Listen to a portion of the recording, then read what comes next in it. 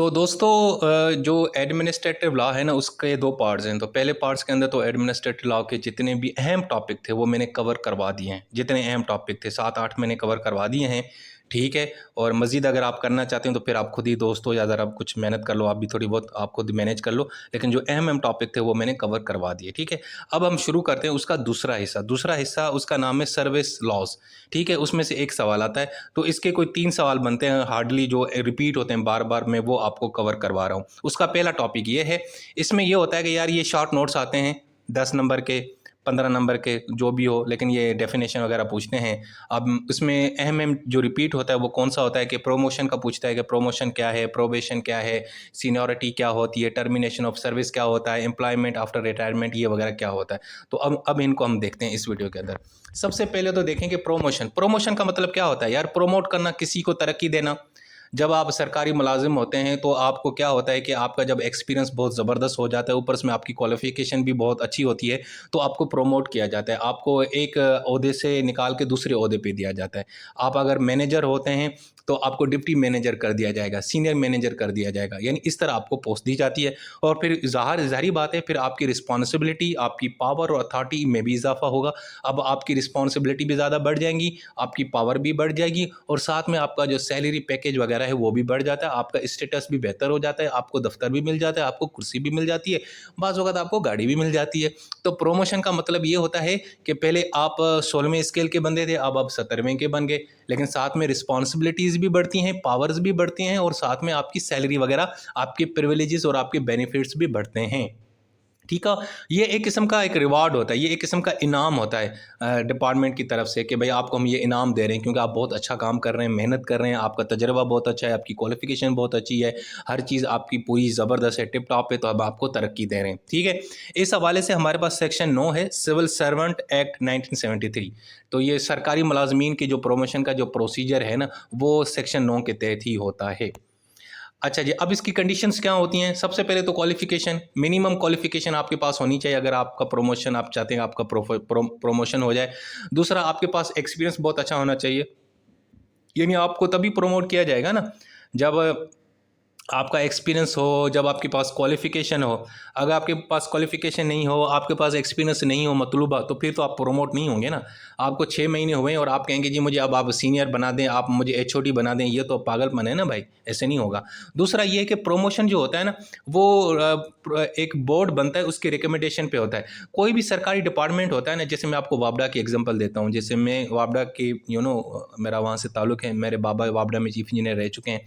तो वापडा के अंदर क्या होता है कि ना, हर 1 साल बाद एक बोर्ड बनता है। बोर्ड के अंदर मुख्तलिफ जितने भी सीनियर लोग होते हैं ना, वो आपस में बैठ के मशवरा करते हैं और उनके सामने एक लिस्ट आती है कि जी ये लोग हैं, अब इनमें से किसको हमने प्रोमोट करना है। तो फिर उनकी सीनियरिटी को भी देखते हैं, उनकी परफॉर्मेंस को भी देखते हैं, उनकी क्वालिफिकेशंस वगैरह को देख के वो जो बोर्ड है वो एक रिकमेंडेशन देता है और फिर उनको प्रोमोट किया जाता है।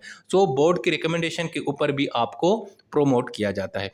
उसके अलावा शर्त यह है कि तब आपको प्रोमोट किया जाता है अगर ऑलरेडी कोई सीट खाली है, ठीक है ना। यानी आपके ऊपर एक सीनियर था, वो बेचारा रिटायर हो गया या उसने जॉब छोड़ दी, अब वो सीट खाली हो गई है, तो अब आपको प्रोमोट करके उसकी जगह पे बिठा दिया जाएगा। तो रिजर्व पोस्ट का होना भी बहुत ज़रूरी है।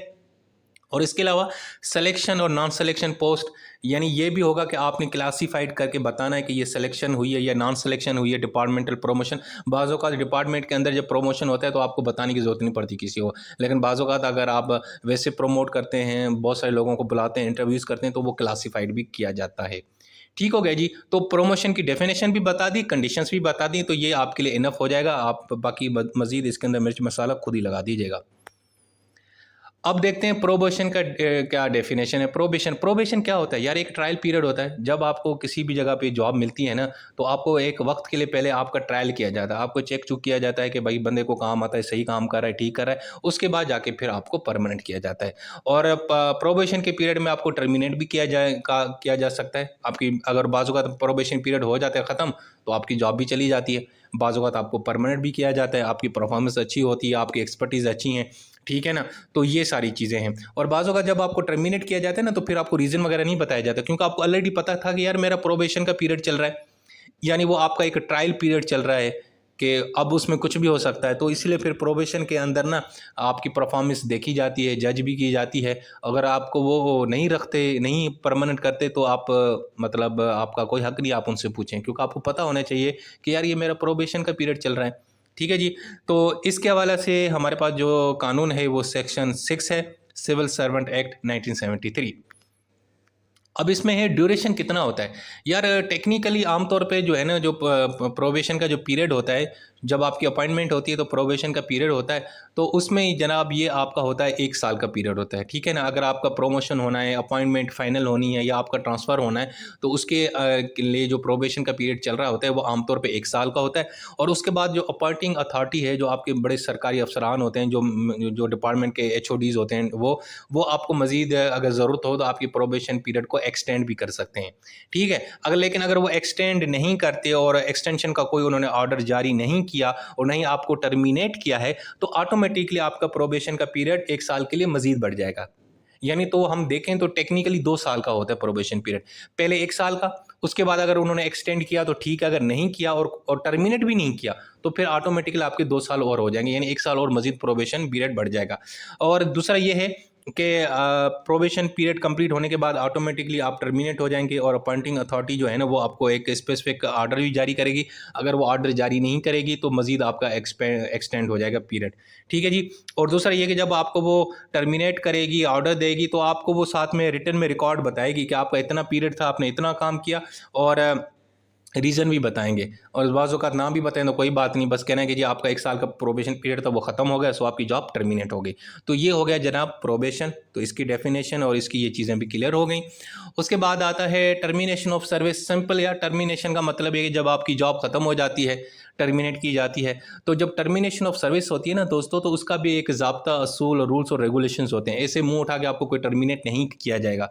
और अगर किया भी जाता है, एक तो आप वैसे रिटायर हो जाएं तो अलग बात है, अदरवाइज़ आपको सर नोटिस दिया जाता है, आपसे पूछा जाता है कि भाई हम आपको टर्मिनेट करने जा रहे हैं, आपकी ये रीज़न्स हैं, वो हैं, ये हैं, सारा कुछ आपने जवाब जमा कराना है, सारा कुछ।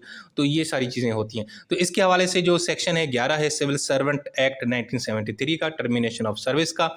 ठीक है। वैसे भी सिविल सर्विस और गवर्नमेंट एम्प्लॉयमेंट के अंदर जो टर्मिनेशन होती है ना, वो आमतौर पे जो एस्टेब्लिश्ड प्रोसीजर है उसको फॉलो करके की जाती है। और कुछ लीगल और एडमिनिस्ट्रेटिव रिक्वायरमेंट्स हैं वो भी पूरी की जाती हैं, जैसे नोटिस पीरियड देना और जस्टिफिकेशन देना कि भाई आपको हम क्यों टर्मिनेट कर रहे हैं। और बाज़ औक़ात आपसे पहले पूछा जाता है कि बताएं हम आपको क्यों ना आपको टर्मिनेट करें, आपने ये इस तरह की हरकत क्यों की है, तो फिर आपको रीज़न भी देना पड़ता है।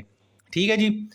अच्छा जी। अब इसके हवाले से ये है कि termination of services without notice, बगैर नोटिस आपको टर्मिनेट भी किया जा सकता है। वो कब किया जा सकता है? नंबर 1, जब आपका प्रोबेशन पीरियड चल रहा होता है तो आपको बगैर नोटिस दिए भी, रीज़न दिए भी आपको टर्मिनेट किया जा सकता है। ठीक है, ये भी हो सकता है और उसमें वो आपको बताएँगे।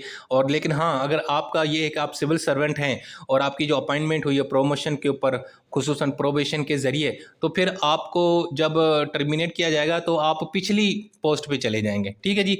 और दूसरा ये है कि अगर आपका एम्प्लॉयमेंट पीरियड कंप्लीट हो जाता है, आपकी मतलब सर्विस ख़त्म होगी, आप रिटायर हो गए, तब भी आपका प्रोबेशन, सॉरी, आपकी सर्विस, टर्मिनेशन ऑफ सर्विस हो जाएगी। और दूसरा, एड हॉक अपॉइंटमेंट जब होती, कंप्लीट होती, तो तब भी आपको नोटिस देने की ज़रूरत नहीं होती। अब एड हॉक अपॉइंटमेंट क्या होती है? यार एड हॉक जो अपॉइंटमेंट होती है उसको बोलते हैं टेम्परेरी तौर पे। अब जिस तरह सुप्रीम कोर्ट है ना, सुप्रीम कोर्ट में वैसे जजेस की जो तादाद है 17 है, लेकिन इस वक्त हो क्या गया है, यानी कि 17 होनी चाहिए लेकिन कम जज हैं। तो अब सुप्रीम कोर्ट क्या कर रही है, एड हॉक जजेस अपॉइंट करिए। अब एड हॉक जजेस क्या होते हैं? ये वो जजेस होते हैं जो टेम्परेरी तौर पे हायर किए जाते हैं, और ये वो जजेस होते हैं जो पहले रिटायर्ड हो जाते हैं। तो अब हुक्म सुप्रीम कोर्ट क्या कर रही है कि 4 एड हॉक जजेस अपॉइंट कर रही है जो रिटायर्ड हैं। उसमें जस्टिस मशीर आलम साहब हैं, जस्टिस सरदार तारिक साहब हैं जो अभी रिटायर हुए हैं। तो वो इनके लिए वो इसलिए लगा रहे हैं क्योंकि वो केसेस की बहुत पेंडिंग हैं, और बड़ा जो है ना वो अदालती जो है ना, क्या कहते हैं, केसेस बड़े पेंडिंग पड़े हुए हैं, उनको ख़त्म करने के लिए जजेस लगाने। तो एड हॉक अपॉइंटमेंट अगर आपकी होती है टेम्परेरी बेस पे, तो वो भी जनाब जिस तरीके से उसकी भी जो टर्मिनेशन है ना, वो ऑटोमेटिकली हो जाएगी जब आपका एड हॉक पीरियड ख़त्म हो जाएगा।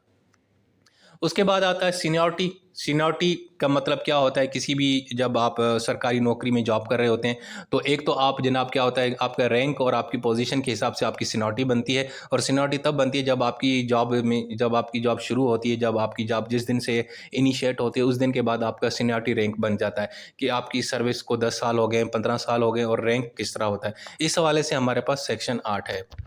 उसमें कहता है, एक तो ये है कि जो अपॉइंटिंग अथॉरिटी है ना, वो एक लिस्ट बनाती है सिविल सर्वेंट की सर्विस और पोस्ट के हवाले से, और उसमें फिर ऑर्गेनाइज करती है कि इनकी कितनी कितनी जॉब सर्विस हो चुकी है, क्या इनकी सीनियरिटी बनती है। फिर आपकी सीनियरिटी जो है डिटरमाइन की जाती है, फिर उसको कंपेयर किया जाता है दूसरे ग्रुपों के साथ। ठीक है जी, मतलब अब सरकारी डिपार्टमेंट बहुत हैं, जैसे CSS के बहुत सारे डिपार्टमेंट हैं, DMG ग्रुप है, पुलिस डिपार्टमेंट है, फॉरेन अफेयर्स के हैं, इनकम टैक्स वाले हैं, लैंड रेवेन्यू वाले हैं, मैनेजमेंट का ग्रुप होता है। तो हर एक ग्रुप के साथ आपकी सीनियरिटी का एक कंपैरिजन भी किया जाता है, और आपकी जो रूल्स डिसाइड करते हैं आपकी सीनियरिटी कब शुरू हुई है। बाज़ औक़ात आप जिस दिन ज्वाइन करते हैं तब आपकी शुरू हो जाती है सीनियरिटी, और बाज़ औक़ात तब आपकी सीनियरिटी शुरू हो जाती है जब आपको प्रमोट किया जाता है, रैंक दिया जाता है। ठीक है जी। तो सीनियरिटी के बुनियाद के ऊपर भी आपकी प्रमोशन होती हैं। अगर किसी को तरक्की दी जाती है, उसका रैंक बढ़ाया जाता है, तो साथ में ये ज़रूर देखा जाता है कि यार उसकी सीनियरिटी क्या है, वो सीनियरिटी में कौन से नंबर पे है। ठीक है, जैसे बाबरा में क्या होता है कि अगर आप सीनियरिटी में नंबर 1 पे हैं, तो यानी जो चीफ़ इंजीनियर होगा वो रिटायर होगा, तो उसके बाद आपको ही रखा जाता है। लेकिन बाज़ औक़ात सीनियरिटी को स्किप भी किया जाता है, परफॉर्मेंस की बुनियाद के ऊपर भी, एक्सपीरियंस की बुनियाद पे भी कि कितना और कहाँ-कहाँ पे काम किया। कुछ लोगों का ना सीनियरिटी बहुत कम होती है, लेकिन उनका काम बहुत डाइवर्स होता है, उन्होंने बहुत जगहों पे डिफरेंट किस्म का काम किया होता है। लेकिन आमतौर पे जो है ना सरकारी मुलाज़मीन के अंदर तो ना डिपार्टमेंट्स के अंदर तो वैसे सीनियरिटी ही देखी जाती है। ठीक हो गया जी। उसके बाद आता है एम्प्लॉयमेंट आफ्टर रिटायरमेंट। ये बड़ा इंटरेस्टिंग चीज़ है भाईजान, ये आप लोगों के मतलब की है। इसमें ये होता है कि बाज़ औक़ात जब आप सरकारी मुलाज़िम होते हैं, रिटायरमेंट हो जाते हैं, तो आपकी एम्प्लॉयमेंट आमतौर पे नहीं होती, लेकिन बहुत ही रेयर केसेज़ हैं कि आपको दोबारा लगाया जाता है। ठीक है, अब जैसे मैंने ये बताया कि जैसे ये सुप्रीम कोर्ट के जजेस हैं, उनको एड हॉक जजेस के ऊपर 3 साल के लिए मज़ीद लगा दिया जाता है। ये भी एक इसका एग्जांपल है, लेकिन ये होता नहीं है। इसके लिए रूल्स रेगुलेशन फ़ॉलो किए जाते हैं। हाँ, ये एक चीज़ है कि आप सरकारी मुलाज़िम थे, आपकी रिटायरमेंट हो गई, तो उसके बाद आप प्राइवेट जॉब कर सकते हैं। लेकिन बाज़ औक़ात खुसूसी ऑर्डर के ज़रिए आपको दोबारा भी सरकारी मुलाज़िम लगा दिया जाता है। और हमें पता है, हमें एग्ज़ाम्पल है कि हमारे यहाँ अक्सर लोग जो है ना, मख़सूस एक इदारे के, उनको दोबारा री एम्प्लॉय किया जाता है, इवन कि उनकी रिटायरमेंट भी हो जाती है। इस हवाले से सेक्शन 14 है, 14 है सिविल सर्वेंट एक्ट 1973, जो डील करता है एम्प्लॉयमेंट आफ्टर रिटायरमेंट। अब इसमें क्या है, री employment under the federal government. अब री एम्प्लॉयमेंट कैसे होती है? एक तो ये कि जो रिटायर्ड सिविल सर्वेंट है ना, आमतौर पे उसको री एम्प्लॉयमेंट तो नहीं किया जाता। हाँ, अगर कोई पब्लिक इंटरेस्ट में ना हो, यानी और इमरजेंसी सिचुएशन, बहुत ही एक डिफरेंट सिचुएशन आ जाए, तो बाज़ औक़ात इसी सिचुएशन का फ़ायदा उठा के ये लोग अपने सरकारी मुलाज़मीन को एक मख़सूस डिपार्टमेंट बार-बार उनको री एम्प्लॉय करता है। अब री एम्प्लॉयमेंट क्या होती है कि वो आपका इदारे का जो हेड है वो नहीं करता, बल्कि उससे भी ऊपर मतलब कोई मिनिस्टर लेवल का बंदा, या बाज़ औक़ात कैबिनेट प्रेसिडेंट भी कर सकता है। अगर प्रेसिडेंट हेड है, मतलब आपको अपॉइंट करने वाली जो अथॉरिटी है वो आपका डिपार्टमेंट का हेड है, वो नहीं करेगा आपको री एम्प्लॉयमेंट, उससे भी ऊपर जो बड़ा ऑफिसर होगा वो करेगा। ठीक है जी। अगर अपॉइंटिंग अथॉरिटी प्रेसिडेंट है, तो प्रेसिडेंट ही के अप्रूवल से आपको दोबारा रीअपॉइंट किया जाएगा। दूसरा है प्राइवेट एम्प्लॉयमेंट आफ्टर रिटायरमेंट। ये ज़रूरी है, ये तो बड़ा इजी है कि आपके सरकारी मुलाजिम थे, और उसके बाद फिर आपको प्राइवेट आप जॉब कर सकते हैं, इसके ऊपर आपकी कोई कदर नहीं है। लेकिन आम तौर पे सरकारी जॉब के बाद सरकारी जॉब नहीं की जाती, लेकिन हाँ, मैंने जिस तरह बताया कि मखसूस केसेस के अंदर आपको ये भी इजाज़त दी जाती है। अच्छा जी, अब इसमें ये भी याद रखिएगा कि आम तौर पे ना, जब आप रिटायरमेंट हो जाते हैं ना सिविल सर्वेंट से, तो उसके बाद मैक्सिमम ये कहा जाता है कि 2 साल जो है ना, आप जो है ना वक्फा करें, उसके बाद आप कोई भी काम कर सकते हैं।